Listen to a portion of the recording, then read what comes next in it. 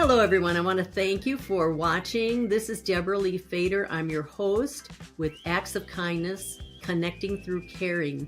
And today we want to talk about having hope and then going to possible hopelessness. And then I'm going to pull us right back into hope again. You know, we've just closed off this particular year, 2023, and now we are in 2024. We're a month in.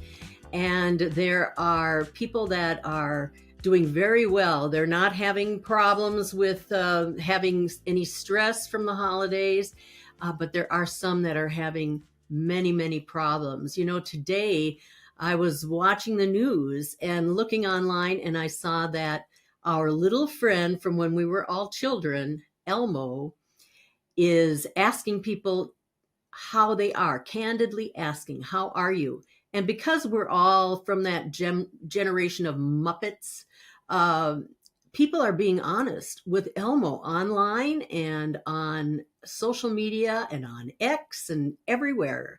They're saying, I'm sad. I'm not happy. I'm worried about the world. I'm worried about my family. How are we going to juggle all these bills? And how are we going to take care of ourselves should we get ourselves on our continent into major war? People are very concerned with what's going on. So that creates that decline into hopelessness. And we need to pull ourselves out of that. And the way we're going to do it is through baby steps. Baby steps work to bring us back into a hopeful attitude. So we need to lessen the stress, not give ourselves too many obstacles and too many goals to take care of ourselves during this new year. And I think that may help us to pull ourselves up out of that demise, that mess of feeling like we are just plain hopeless. So these pressures that people are talking about on social media are external. They're happening around the world. They are reality. And then they're internal because we give ourselves so much stress. You cannot put that kind of stress onto your body. You need to be kind to yourself. So let's recalibrate all of the expectations we have for this new year. We have to remember these three things. Expectations are the key to happiness or unhappiness, and we want to be happy, don't we? So we don't want to pin expectations we had of ourselves on the past. We want to look further into the future and start with those baby steps. And how do you start with baby steps? Well, you're just very kind to yourself and give yourself limited goals. And when you, for instance, let's say you want to lose 80 pounds. Wouldn't that be fun? For me, I'd be thrilled. But I'll tell you what, I need to start small, and so do you. Put that mindset into the first 5 pounds, see how that goes. And then once you've done the 5 pounds, then you're able to move on. In fact, the first 5 pounds are the hardest. So you need to change your eating habits. You need to re-educate yourself on portion control. And then you need to implement it. So you start out small with those first 5 pounds. And after that, the next 5 pounds will start dropping, and so on and so on and so on. So take baby steps and be kind to yourself. It's very important. Be kind to others. You have a tribe that you're involved in. The tribe is your home, your family from your home, your friends and coworkers, and your people that you see on an everyday basis. I would say that would really cover your coworkers and your extended family. We all have extended family members and best friends that we like to include in our lives, and we like to share our thoughts with. So share your thoughts with these tribe members. Let them know, hey, I want to lose some weight this year. So I'm going to start with baby steps. Can you help me? And some of them will just say, well, yeah, I'll start going to the gym. I'll meet you there and give you all sorts of suggestions. Oh, I've got this recipe. So you want to engage your friends and letting them know as you're engaging them how well you're doing and when you're stumbling, because people, your tribe, will help you to buffer that fall that you may have, and they'll just cheer you up and buoy you up, and that takes you out of that hopelessness. And as far as the world, I think this exercise that Elmo has done is just amazing, because Elmo is someone we all trust. You may not want to put this on some sort of platform that doesn't have a childhood friend. And Elmo is one of these childhood friends for most of us, and for our parents, because they used to watch the Muppets with us as well.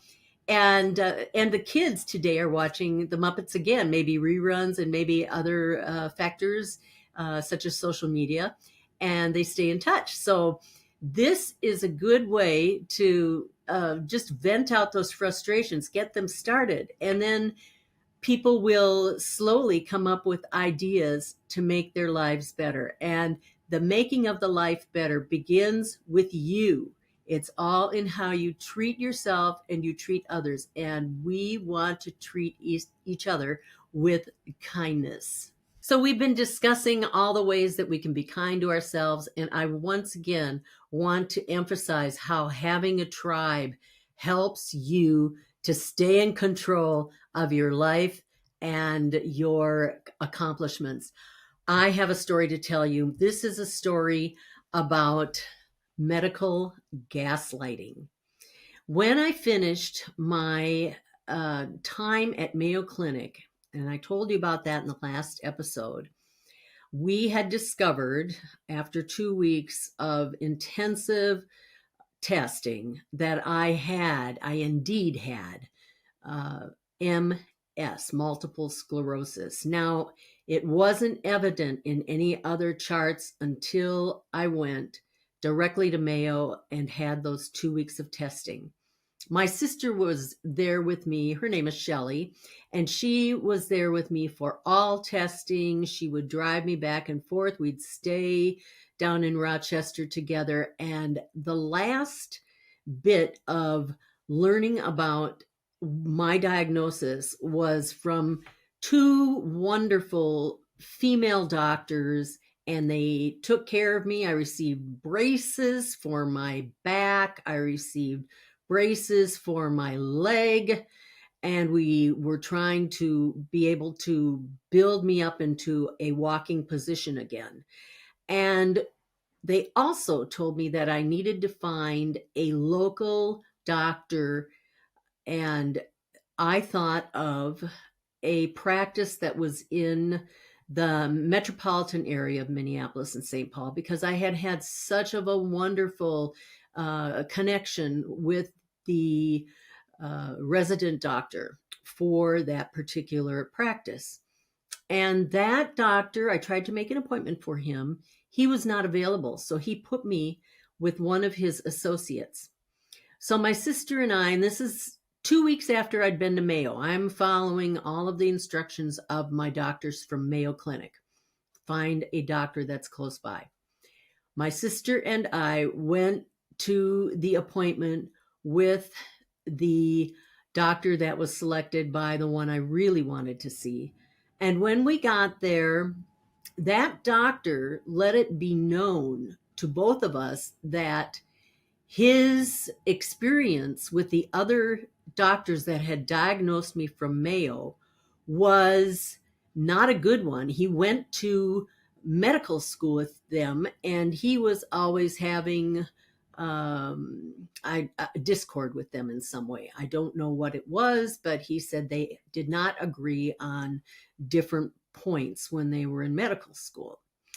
So he left the room for a while, and when he came back, he had my full chart with him, and he said, I am not going to agree with these doctors that you have MS. I am going to agree with a doctor who is further in your past record that said that you are making this all up for attention. And he also said to remind myself, to remind my husband that this diagnosis is just to gain attention. And my family should be told too. I was just frozen in my seat. I could not move. I looked at him. I probably had my mouth hanging wide open, just like that. And my sister, this is where a tribe is so important, folks.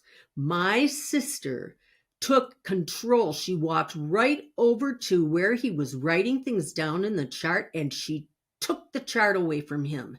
And Shelly said, no, you are not changing anything in her diagnosis. We are leaving. What do you think you're going to do? What happens if she cannot work anymore? Because the doctor had also said, come back in 3 years and I'll tell you what I think. And it was just so ludicrous. This was such medical gaslighting, but because of my sister, who is so dear to me and part of my tribe, took that chart and we walked out together and we said, we're going to fix this together somehow. It's going to take some work, but we're going to find somebody else. And so because of my sister's foresight to take the chart with us and leave him in the dust, we were able to get back in the car and start plotting and planning how we were going to find a doctor in closer to me or in my area that could help, rather than going through this other medical center. So that is what we did. And I'm so grateful, because if I didn't have a tribe, I would have continued to be ignored. And one thing you don't want to do is be ignored when you're trying to take care of a goal or pass an obstacle. You need the tribe to help you, to guide you, to keep you refreshed, and to give you back your hope. So I've told you about the doctor. I've told you about how difficult it is when you are faced with an obstacle that just shocks you to your core. And you can get over these hurdles with the help of a tribe. So now we're back to hope. We need to self-advocate in everything we do. I don't want you to forget how important it is, and especially medically, self-advocate. Find out as much as you can, research as much as you can, and then try to apply, of course, with a doctor's advice, what you will need. So we've talked about all of the key takeaways. And just remember, these are the things we need to think about. Respect yourself, respect your boundaries, and that goes for others too, in your tribe and elsewhere. You respect them and you respect their boundaries as well. You need to recalibrate all of your expectations with care, and how I say to do it is with baby steps.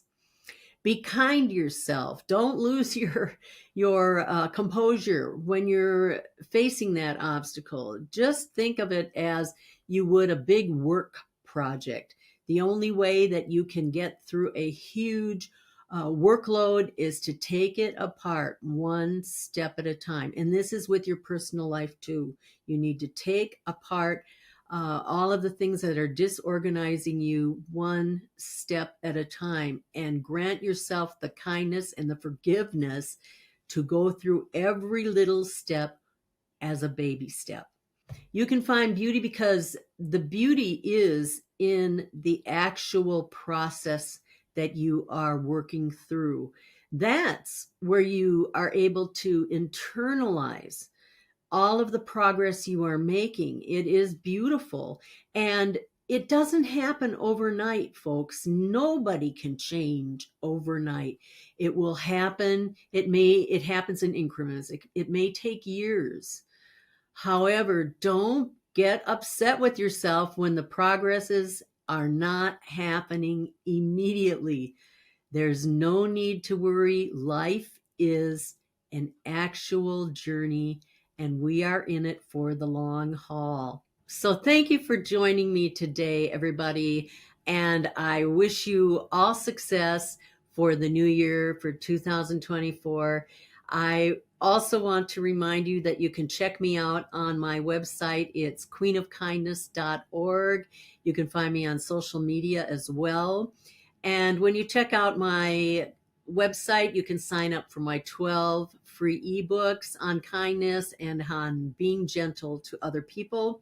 This is a very important step to take in our journey. So we've gone from hope to hopelessness and then back to hope. And I'll have another podcast coming up for you shortly. God bless you. Have a wonderful day.